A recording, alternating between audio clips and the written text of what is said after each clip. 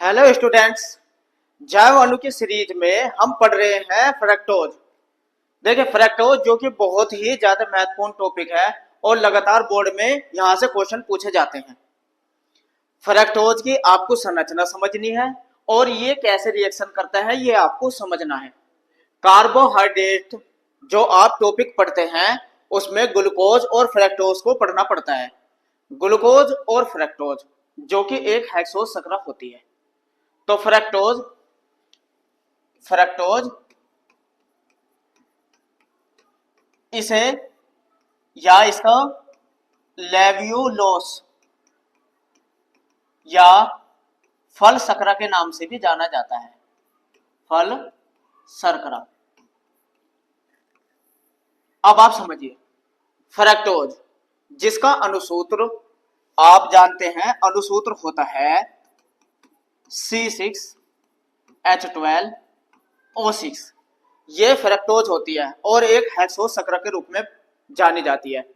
Glucose और fructose की संरचना में सिर्फ एक ही अंतर होता है कि जो ग्लूकोज होता है उसके पहले कार्बन पर एल्डिहाइड समूह होता है, जबकि फ्रक्टोज जो होता है उसके दूसरे कार्बन पर कीटो समूह होता है। आप दोनों की संरचना में अंतर समझिए पहले तो, उसके बाद आप फ्रक्टोज को आगे समझेंगे। सबसे पहले आपको यह भी जानना है कि फ्रक्टोज पाया कहां जाता है। उपस्थिति उपस्थिति देखिए, ग्लूकोज के साथ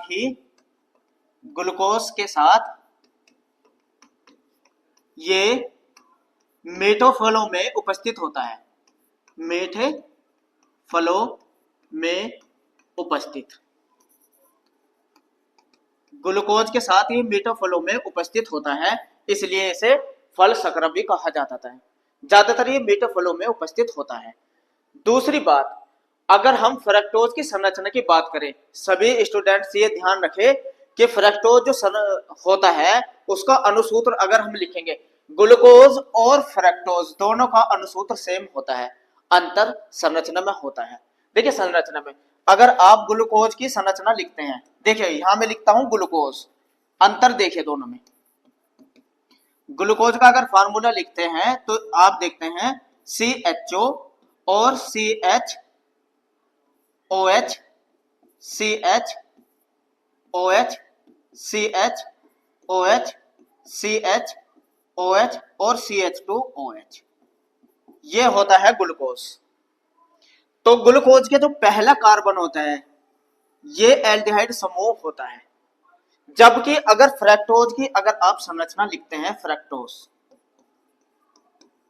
फ्रक्टोज में देखिए आप, फ्रक्टोज की अगर आप संरचना लिखेंगे तो ये होती है CH2OH, C double bond O, CHOH, CHOH, CHOH और CH2OH।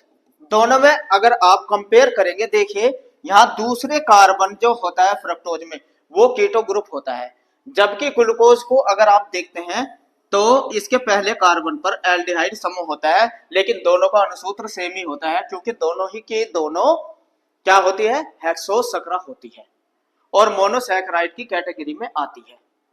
अब अगर हम फ्रक्टोज की बात करें, क्योंकि हमारा टॉपिक है फ्रक्टोज, अगर हम फ्रक्टोज की बात करें तो सबसे पहले क्वेश्चन यही बोर्ड में पूछा जाता है कि फ्रक्टोज की संरचना बनाइए। फ्रक्टोज,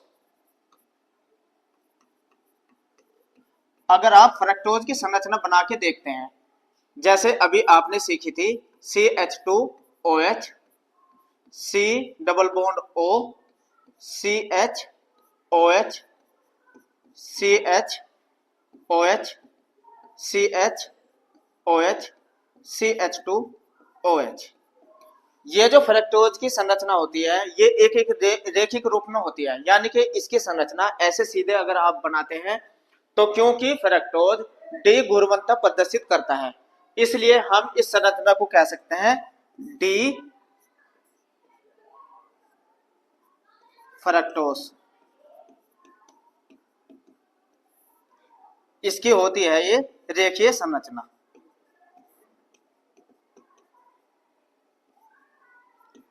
अब ग्लूकोज की तरह ही फ्रक्टोज भी दो समावयवी रूपों में पाया जाता है, अल्फा और बीटा। लेकिन ये दोनों के दोनों चक्रीय रूप में आते हैं। होता क्या है, जो ये कीटो ग्रुप होता है फ्रक्टोज पे, वो कार्बन के पांच में, देखिए 5 कार्बन है, 6 कार्बन होते हैं, 1 2 3 4 5 6।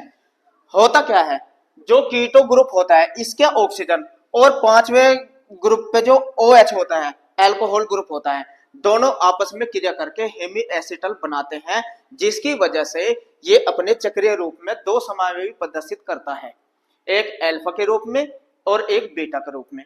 फिर समझिए होता क्या है, हेमी एसिटल समझिए। पहले तो आपको मैं हेमी एसिटल समझा दूं। हेमी एसिटल ये समझिए, यही समझा देता हूं। जब कीटो ग्रुप, चाहे वो एल्डिहाइड हो चाहे वो एसीटोन हो, ये अगर किसी अल्कोहल ग्रुप से जुड़ता है, कीटो ग्रुप किससे जुड़े, अल्कोहल से, तो ये आपस में क्रिया करके जो तत्व बनाते हैं, देखिए एक तरफ तो हो जाता है OH और एक तरफ आके जुड़ जाता है OR। ये एक तरफ OH एक तरफ OR, तब इसे कहते हैं हेमी एसिटल। ये क्या होता है, हेमी एसिटल, ये कहलाता है हेमी एसिटल। अगर कहीं भी आपको ग्लूकोज या कीटो ग्रुप यानी कि एसीटोन की क्रिया अल्कोहल से पूछे, समझ लीजिए हेमी एसिटल बनता है। अब हेमी एसिटल बनने के कारण, अब आप जरा फ्रक्टोज को देखिए, देखिए दूसरे नंबर पे कीटो ग्रुप है और जो इसका 5वें नंबर का OH है, दोनों ये आपस में क्रिया करेंगे इसके तरीके से, और जो संरचना प्राप्त हो जाएगी वो एक चक्रीय रूप में हेमी एसिटल के रूप में फ्रक्टोज प्राप्त हो जाएगा। आइए बना के देख लेते हैं किस तरीके की ये संरचना प्रदर्शित करते हैं, आइए समझ लेते हैं। अब आप ये देखिए, जो संरचना प्राप्त होती है ये देखिए,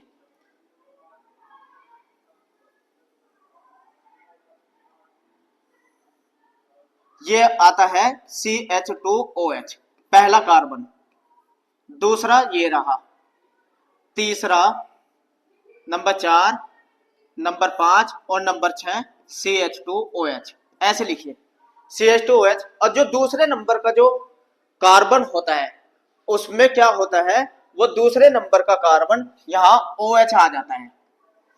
ये कैसा आएगा ये अभी बताऊंगा। और इसका ऑक्सीजन ये क्रिया कर जाता है 5वें कार्बन से, ये H। और तीसरे नंबर पे तो ऐसे ही था, यहाँ H OH और H, इसे कहते हैं हम अल्फा डी माइनस फ्रक्टोज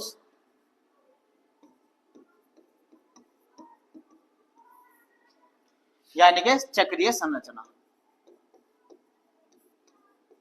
अब आप ये सोच रहे होंगे कि ये कर कैसे दिया, देखिए कैसे किया है ये भी मैं आपको समझा दूं, क्योंकि चीजें आपके समझ में आनी चाहिए, एग्जाम में भी आपको ऐसे ही बनानी है। देखिए कैसे, ये था ना अभी फ्रक्टोज का जो फार्मूला था, ये था देखो CH2OH, देखिए ये लिख दिया। अब आप समझते चलिए, ये लिखा, इसके बाद जो दूसरा कार्बन आया, यहां कीटो ग्रुप था दूसरे कार्बन पे, यहां ये दूसरा कार्बन समझे, ये कीटो ग्रुप। और अब देखिए CHOH, तीसरे कार्बन को देखिए, अभी दूसरे की बात करेंगे, तीसरे को देखिए OH ये रहा और इसका हाइड्रोजन ये रहा, तीसरा भी समझ में आया। नंबर 4 पाइए CHOH, देखिए नंबर 4 वाले कार्बन पे, ये नंबर 4 कार्बन, एक तरफ OH है और एक तरफ हाइड्रोजन ये रहा। नंबर 5 पे देखिए, ये था, 5 को जरा ध्यान से समझिए, OH, इसकी जो ये हाइड्रोजन है, ये वाली हाइड्रोजन, ये गई यहां इसके साथ, तो OH हो गया। क्लियर, समझ में आया। ये हाइड्रोजन 5वें नंबर की, जो 5वें नंबर का जो कार्बन होता है उसकी हाइड्रोजन दूसरे नंबर के कीटो ग्रुप के साथ ऐड हो जाती है, तो OH बन जाता है। और ये जो ऑक्सीजन बची है देखिए, ये दूसरे 5वें कार्बन से और दूसरे कार्बन से ऐड हो जाती है, ये देखिए क्लियर। और ये जो हाइड्रोजन बची ये रही 5वें नंबर के कार्बन पे, देखिए अब आपकी समझ में आया। और छठे नंबर पे CH2OH ऐसे का ऐसे ही। तो इस तरीके से ये चक्रीय रूप में भी हमें फ्रक्टोज प्राप्त हो जाता है। किसकी वजह से? क्योंकि हेमी एसिटल के कारण चक्रीय रूप में जो हेमी एसिटल फ्रक्टोज प्राप्त होता है वो संरचना ये प्राप्त होती है। ये अल्फा रूप है। अगर बीटा, ये बीटा रूप में भी, इसके समावयवी भी अगर पूछे आपसे क्वेश्चन फ्रक्टोज के समावयवी बना बताइए, तो एक तो ये रहा अल्फा, दूसरा बीटा। बीटा में आपको क्या काम करना, बीटा में आपको ये काम करना CH2OH ये जो है OH इधर, उसको इधर लिख दीजिए, इसको इधर लिख दीजिए, बस इसको चेंज कर दीजिए। देखिए बीटा रूप पे आप देखिए, बीटा रूप में आपको करना क्या है, बस बीटा रूप समझिए। बीटा रूप में ये देखिए, ऐसे ही देखिए, ये दूसरे नंबर का कार्बन है, देखिए दूसरा। पहला जो है इसे इधर लिख दीजिए CH2OH, और ये OH इधर कर दीजिए, बस ये इसका बीटा रूप हो गया। और जो था ऐसे के ऐसे ही आप करिए। ये देखिए दूसरा भी आ गया, यहां देखिए OH और H, और ये हो जाएगा पांचवा ऐसे, ये, और यहां आ जाएगा H और CH2OH। ये बन जाएगी इसकी बीटा डी माइनस फ्रक्टोज चक्रीय संरचना।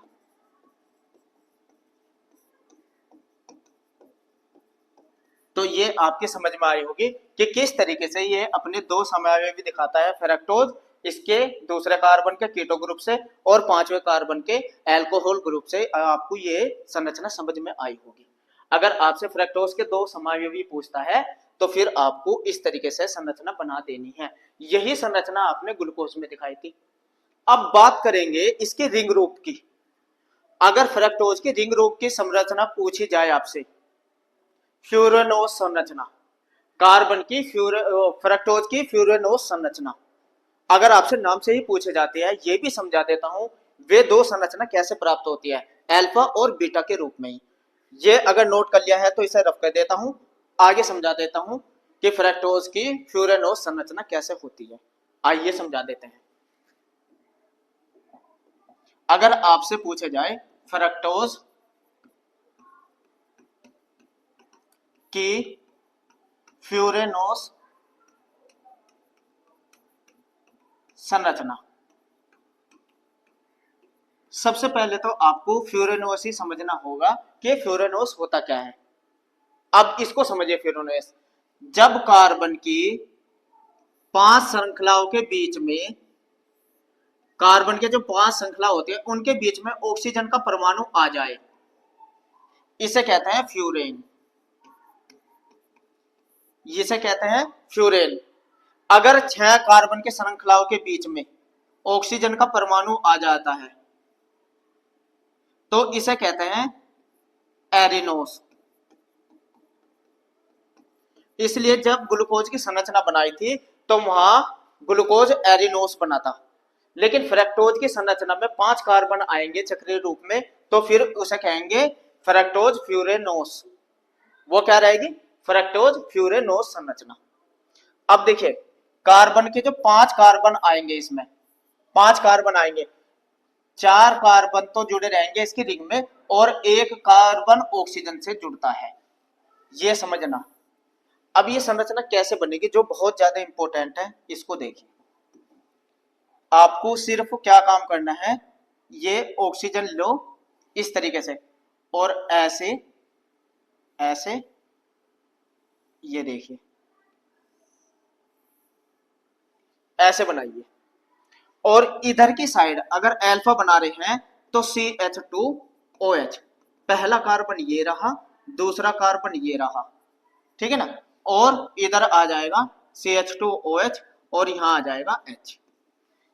अब तीसरे कार्बन की अगर हम बात करें, यहां ये आ जाएगा OH और ये H।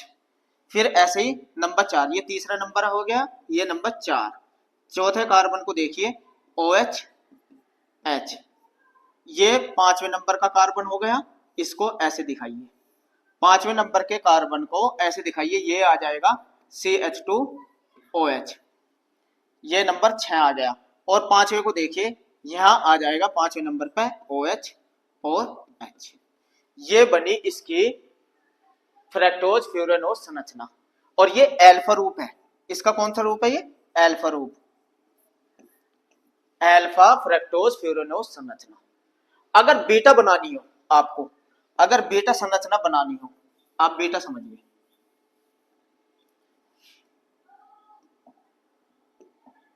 अगर आपकी बीटा, बस यही संरचना बनेगी सेम, इसको ऊपर कर दीजिए, इसको नीचे। देखिए बस आपको क्या काम करना है, ये देखिए, ये आपको क्या काम करना है, ये जो आपको करना है काम, H को ऊपर कर दीजिए और CH2OH को नीचे। फिर ये हो गया इसका बीटा रूप। ये ऐसे, और बाकी सब ऐसे ही लिख दीजिए जैसे इसमें है।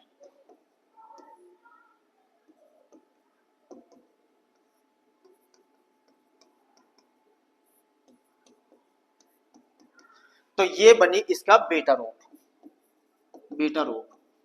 ये कौन सी है? फ्रक्टोज फ्यूरेनोज संरचना। और ये किसके वजह से होते हैं? फ्यूरेनोज इसलिए कहते हैं, 5 कार्बन के अगर श्रृंखला के बीच में ऑक्सीजन का परमाणु आता है फिर उसे फ्यूरेनोज कहते हैं। तो ये 5 संरचना आपको मैंने बताई फ्रक्टोज की। नंबर 1 सीधी श्रृंखला वाली, उसके बाद 2 उसके समावयवी बताए, अल्फा और बीटा रूप में ही बताया मैंने वहां, और 2 संरचना बताई इसकी फ्रक्टोज की फ्यूरेनोज संरचना। और ये मैंने आपको अच्छे से समझा दी किस तरीके से आपको एग्जाम में करनी है। तो ये थी फ्रक्टोज की संरचनाएं। मिलते हैं मेरी नई वीडियो में जो रहेगी फ्रक्टोज बनाने की विधियां। मेरे साथ जुड़े रहने के लिए थैंक्स।